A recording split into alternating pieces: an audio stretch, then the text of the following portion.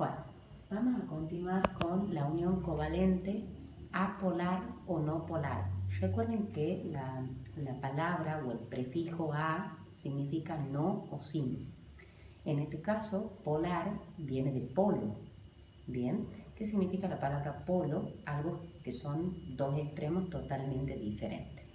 Para poder entender esta parte de la unión covalente apolar y la polar, tenemos que hacer la definición de una propiedad periódica que se llama electronegatividad, que se denota con la letra X mayúscula.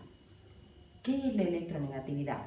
Es la tendencia o la fuerza de atracción que tiene un elemento, esa fuerza que tiene para atraer hacia su núcleo el par de electrones cuando forma una unión covalente. Todos los elementos de la tabla periódica tienen un valor determinado de electronegatividad. Bien, ustedes ese número no se lo tienen que saber de memoria, sino cómo varía entre el grupo y el período. Bien, entonces cuando yo veo el grupo, siempre que voy hacia abajo aumenta el número atómico, o sea Z, y a medida que yo voy de izquierda a derecha en el período, aumenta también Z. Entonces, cuando nosotros estudiamos una propiedad periódica, vamos a decir, en un grupo, a medida que aumenta Z, hemos dicho a medida que descendemos en el grupo, ¿qué es lo que le pasa a esa propiedad periódica? Disminuye. Entonces, si yo estoy en el grupo de los halógenos y quiero comparar entre el flúor y el cloro, ¿quién tiene mayor electronegatividad? El flúor. Bien. Cuando yo voy a un período, hemos dicho que aumenta Z si me voy de izquierda hacia la derecha. ¿Qué es lo que le pasa a la electronegatividad? Aumenta la electronegatividad. Entonces, si nosotros comparamos entre el fósforo y el cloro es más electronegativo que el fósforo.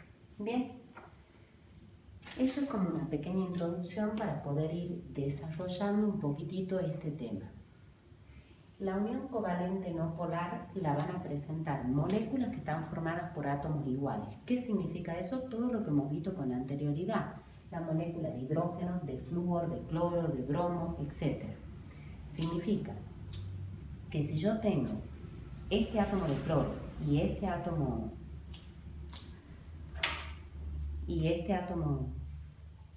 tengo los dos átomos de cloro y tengo el par que los une, al tener la misma electronegatividad, significa que los dos tienen la misma fuerza de atracción de ese par hacia su núcleo. Bien, entonces eso significa que van a presentar una unión covalente apolar.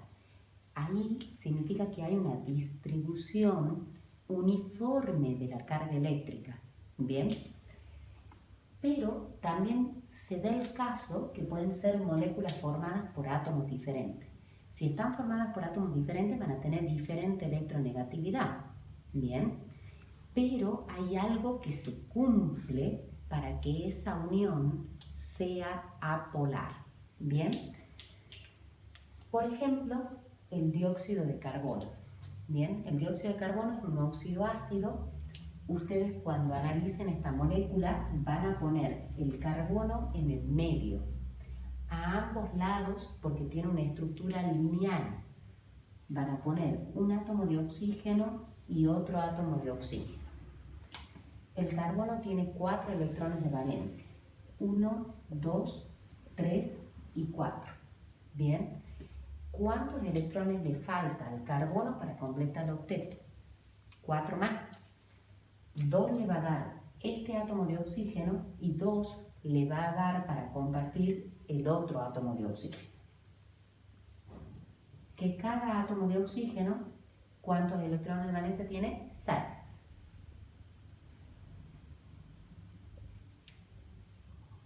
Bien, cuando ustedes ven, el carbono está con los 8 electrones el oxígeno con los 8 electrones y el otro oxígeno con los 8 electrones.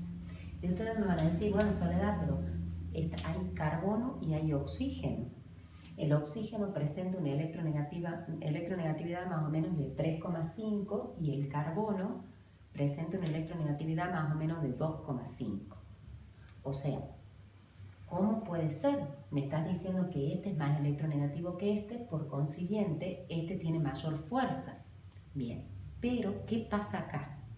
En este caso, vamos a ver lo que se conoce como momento dipolar, o sea, simetría de la molécula. Bien, ¿cómo van a analizar esto? El átomo central es el átomo de carbono.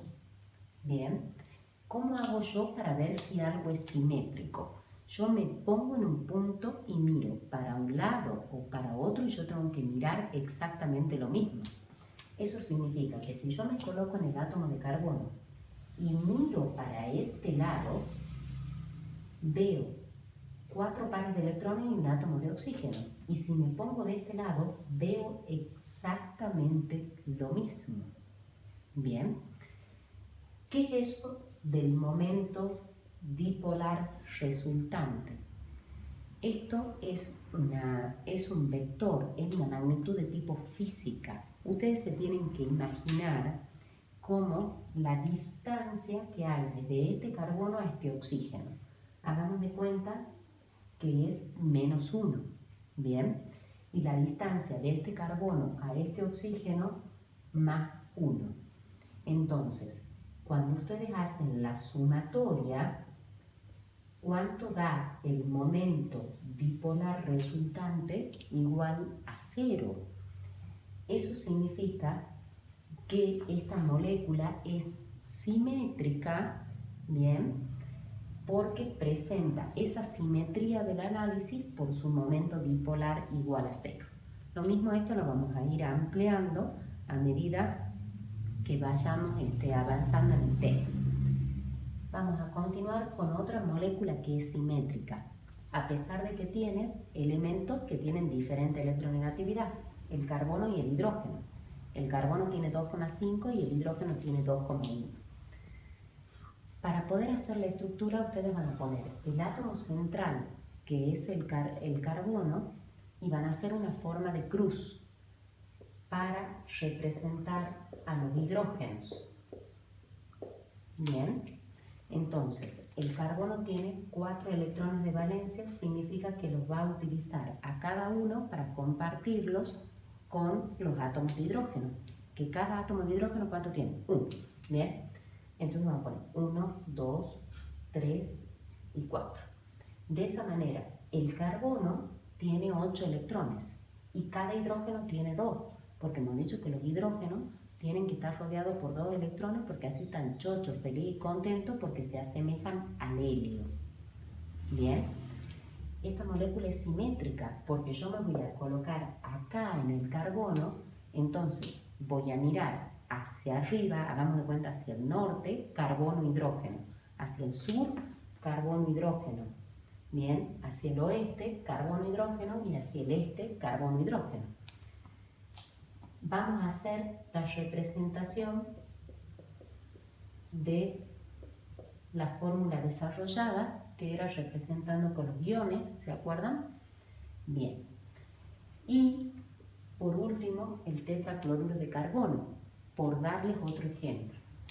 El carbono lo van a poner en el medio y cada átomo de cloro va a ir así también en forma de cruz. Cada carbono tiene 4 electrones. Cada átomo de cloro le va a dar uno de los 7 que tiene. Entonces vamos a poner 1, 2, 3, 4, 5, 6 y 7. Y de esta manera hago lo mismo para cada uno de los átomos de cloro. ¿Qué tengo acá? La estructura de Lewis. Bien, si yo pongo la estructura desarrollada, significa que no se olviden de poner los electrones que están rodeando a cada átomo. y es una molécula de tipo simétrica. Volvemos a hacer el mismo análisis.